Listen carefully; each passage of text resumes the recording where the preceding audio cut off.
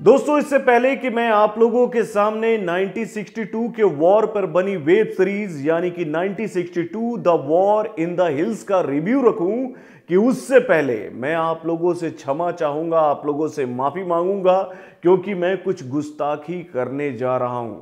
और यहां पर मैं एक बात आप लोगों को शुरू में ही क्लियर कर देना चाहता हूं कि मैं अपने देश के वीर सैनिकों का बहुत सम्मान करता हूं।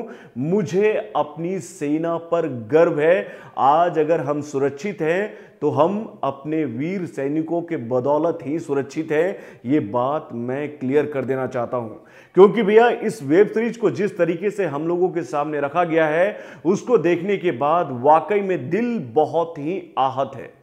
वाकई में बोलता हूं कि दिल बहुत ही आहत है। जब इस वेब सीरीज की घोषणा की गई थी, इस वेब सीरीज की जानकारियां हम लोगों के सामने आई थी, तो हमें ऐसा लगा था कि भैया इस वेब सीरीज में हमें बहुत सारी चीजें ऐसी देखने को मिलेंगी जिसे देखने के बाद हमें गर्व होगा अपनी सेना पर। और वाकई में इस वेब सीरीज के कुछ दृश्यों को देखने के बाद में वाकई में अपनी सेना पर गर्व हो रहा था। लेकिन इस वेब सीरीज की कहानी को जिस तरीके से हम लोगों के सामने रखा गया, पता नहीं इतना कंफ्यूजिंग स्टोरी क्यों रखा गया।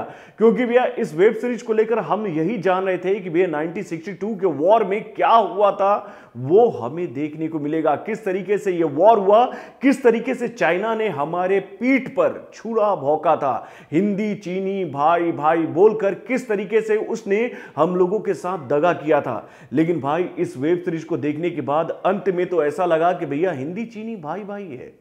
मतलब कि हर जगह सेकुलर हमारे बॉलीवुड के मेकर्स क्यों हो जाते हैं, मुझे समझ में नहीं आता है। जो बात सच थी, जो फैक्ट था, उसको उसी तरीके से हमारे सामने रखना चाहिए था। आप इस वेब सीरीज को देखना दोस्तों, मैं ये बातें क्यों कह रहा हूं आपको समझ में आ जाएगा। चलिए शुरू करते हैं रिएक्शन को। हेलो फ्रेंड्स, मैं हूं नरेंद्र और मैं आपके लिए लिख रहा हूं और एक खास रिएक्शन जो कि जुड़ी हुई भैया 1962 द वॉर इन द हिल से। दोस्तों, इस वेब सीरीज को डायरेक्ट किया है बॉलीवुड के जाने माने मेकर यानी कि महेश मांजरेकर ने, जिन्होंने अभी हाल फिलहाल में ही सलमान खान की फिल्म यानी कि अंतिम द फाइनल ट्रूथ को डायरेक्ट किया है। और भाई इस वेब सीरीज को देखने के बाद तो मुझे अब डर लगने लगा है सलमान खान की आने वाली फिल्म यानी कि अंतिम को लेकर कि भैया उन्होंने उस फिल्म को कैसे डायरेक्ट किया होगा।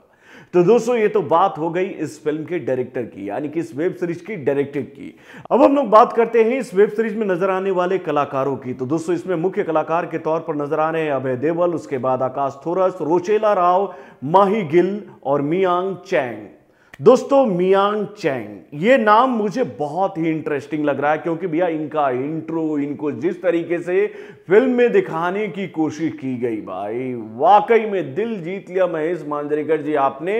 भैया इनका इंट्रो शॉट बहुत भयानक, कोई चाइनीज सैनिक हम लोगों के सामने आ रहा है, वो बहुत ही डरावना है। उसके बूट का शॉट, उसके एंट्री पर बहुत ही भयावह म्यूजिक, और उसके बाद में वो बहुत ही अच्छा चीनी सैनिक है, बहुत ही मिलनसार है, वो लोगों के साथ गलत नहीं कर सकता है। मतलब कि जिस तरीके से इनको दिखाने की कोशिश की गई, उसको देखने के बाद मुझे यही सवाल दिमाग में आया कि भैया हम इतने सेकुलर कुछ पॉइंट्स पर क्यों हो जाते हैं।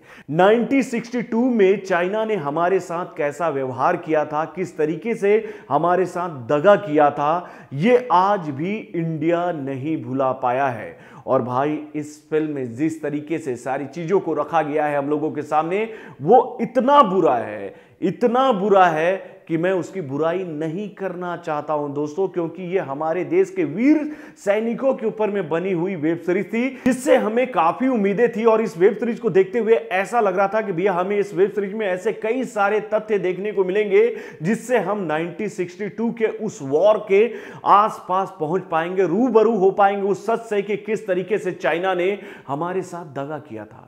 और भाई यहां पर तो हमारे बॉलीवुड के मेकर्स ने दगा किया है। तो भाई इससे ज्यादा मैं और कुछ नहीं बोलूंगा। ना मैं एक्टिंग वाली डिपार्टमेंट की बात करूंगा, ना मैं डायरेक्शन वाली डिपार्टमेंट की बात करूंगा, ना मैं राइटिंग वाली डिपार्टमेंट की बात करूंगा, और भाई ना मैं स्टोरी पर बात करूंगा।